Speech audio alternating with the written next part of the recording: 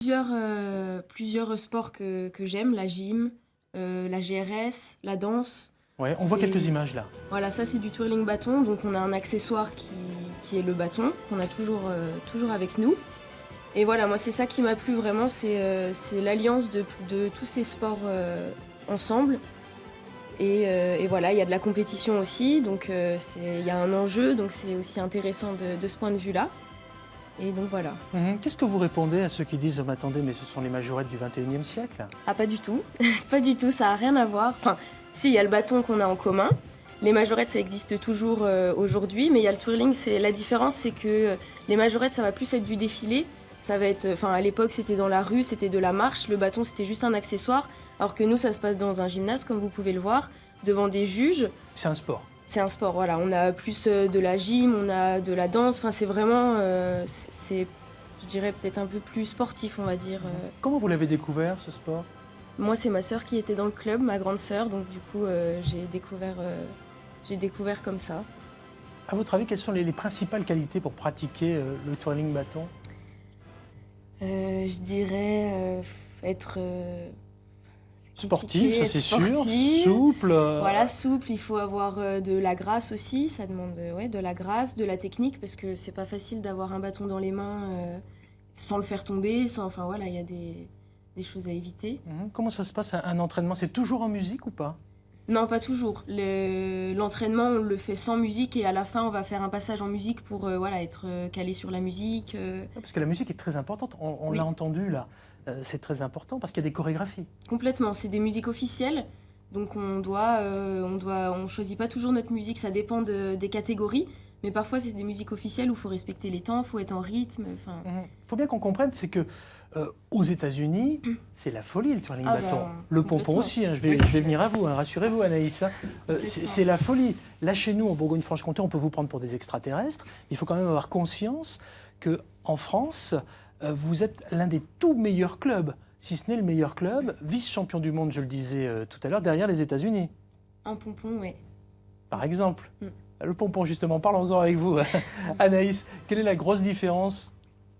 Il n'y en a pas tant que ça au final, mais c'est pareil, on est une équipe, on a nos deux pompons, on réalise une chorégraphie sur un thème.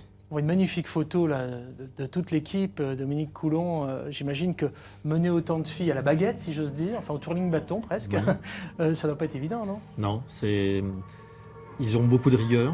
Les coachs, Anaïs peut en témoigner, elle est coach en même temps. Ah oui, très bien. Coach d'une équipe. Donc il faut de la rigueur, il faut de la souplesse, il faut... il y a plein de choses, la coordination. Parce que quand vous regardez une chorégraphie, c'est très, très coordonné. On n'a pas une fille qui déplace par rapport à l'autre, etc. Donc c'est très dur à faire. Pour vous, les entraînements, ça se passe comment, Anaïs ?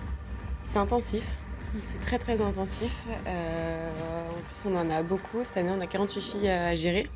Donc c'est énorme, du plus petit âge au plus grand. Donc voilà, c'est quand même compliqué à gérer. Dominique Coulon, pardon, le Givry Starlet Club, c'est plus twirling bâton ou plus pompon ou les deux à la fois ? C'est les deux à la fois. Et de plus en plus, les deux à la fois. Donc depuis 5 ans, on est qualifié au championnat d'Europe. Au championnat d'Europe ou championnat du monde, on représente la France dans ces catégories-là. Mais depuis cette année, on a 3 personnes qui sont qualifiées en individuel en bâton. Pauline, à côté de moi, qualifiée en strutting. C'est quoi le strutting ? Alors c'est du bâton, mais on ne lance pas le bâton. On fait des figures et c'est des personnes qui sont très très souples pour faire du strutting. Voilà. Alors, il y en a beaucoup qui se disent c'est dommage qu'on ne puisse pas avoir une démonstration. C'est vrai que c'était très compliqué parce que les plateaux ne sont pas très hauts et le bâton, parfois il est lancé, etc. Et c'est assez compliqué, je dois bien le dire. Mais tout à l'heure, on a vu le petit tourné de bâton très très rapide que vous faites. C'est classique. Par contre, je n'ai pas vu le pompon. Le pompon, il est attaché, vous faites quoi là ? Alors sur le pompon, on a une poignée. Ouais. On passe le frein et on a la poignée en dessous. D'accord. Qu'est-ce que vous disent les copains et les copines quand vous dites je fais du pompon, je fais du twirling bâton ? C'est souvent c'est comme les cheerleaders, c'est les matchs de basket. Non, pas du tout. On est dans un gymnase, on n'est pas au match, on n'encourage pas forcément les équipes. c'est vraiment la compétition en fait. On a un thème et une choré dessus et on exploite ce thème. On n'est pas dans un film américain. Non, pas du Hein, tout. voilà, c'est ça. Hein. Pas du Qu'on soit bien d'accord. Les prochaines échéances, Dominique, et puis pour vous, Pauline, j'ai compris, championnat d'Europe et puis d'autres championnats. Et pour vous, Anaïs, c'est quoi? Et bah, championnat d'Europe aussi en équipe pompon. Et ensuite, championnat de France. Dominique Coulon, on peut le dire, une fierté de la région, c'est Ouais. un vain mot. Hein. Bien sûr, c'est une fierté pour notre département, notre région, de faire partie de ce club et de tirer ce club au plus haut possible. Le Ouais. Givry Starlet Club pour le pompon et pour le twirling bâton.